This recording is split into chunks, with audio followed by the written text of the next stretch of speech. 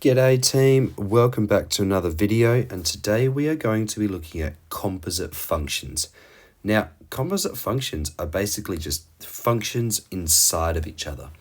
So previously with our function work, we were looking at something like this, where we had f of x equals x squared plus 2. And if we put a 2 in here for x, we would replace this x with a 2 and we could solve for a number.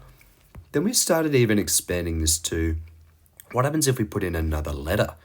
And instead of having a function in terms of x, we have a function in terms of a different letter. This process here of putting a letter instead of a number or a function instead of a number is the same idea as composite functions. So given f of x, so one function, and g of x, another function, then the composite function of f and g is f of g of x. And now you can see we've just replaced x in f of x with g of x. Or you may see it written like this, and we say that this is fog of x. Okay, so f of g of x. So that just means g of x is inside of f. So let's have a look at a little example. So we've got f of x equals 2x squared and g of x equals x plus 3. So let's find f of g of x. Now what I like to do with these types of questions is to actually write the function inside. So I've actually got f of x plus 3. Okay, because g of x is equal to x plus 3. I can replace this g of x with x plus 3. But now I've got f of something. So if I've replaced x here with this something, I have to replace this x with this something. So I've actually got 2x plus 3 squared. Now, we want to expand this out. So I've got 2. This is a perfect square, so I've got x squared plus 6x plus 9, which is equal to, once we then distribute our 2x squared plus 12x plus 18. All right, so that's f of g of x. But what happens when we do g of f of x? So this is g of 2x squared, because I just replace x with f of x. And now I have to do in g, I've got an x, I have to replace with my 2x squared. So I've got 2x squared plus 3.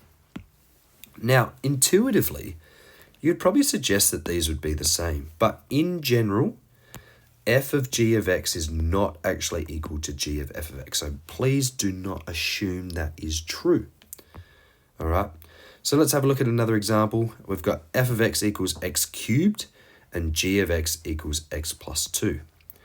Now, I want to find fog of 2 and then gog of negative 3. But this 2 and this negative 3 are a bit off-putting, but if we sort of write what these actually mean, and I'll do both at the same time, this means f of g of 2.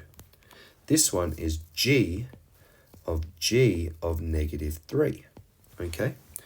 Now, if I focus on those inside bits, g of 2, if I see g of 2, I know I just have to replace every x in g of x with 2. So I get 2 plus 2, which is 4. So that means on the inside here, I can replace it with 4. So I've actually got f of 4. But now I've just got the same thing, but with my function f. So I put a 4 in here. So I've actually got, this is equal to 4 to the power of 3. Now 4 to the power of 3, hopefully you all know, is 64. So that means we can say fog of 2 is equal to 64. Now let's apply the same logic to my right hand side. So I need g of negative 3. Now g of negative 3 is equal to negative 3 plus 2, which is equal to negative 1. So that means negative 1 goes in for g of negative 3. So now I need to find g of negative 1, which is negative 1 plus 2, which is 1. So therefore, g of negative 3 is equal to 1. Hopefully this helps a little bit. It can be a little bit confusing to start with, but really practice making sure you're substituting the right function into the right place, and it will all fall out super nicely. We'll see you all in the next video.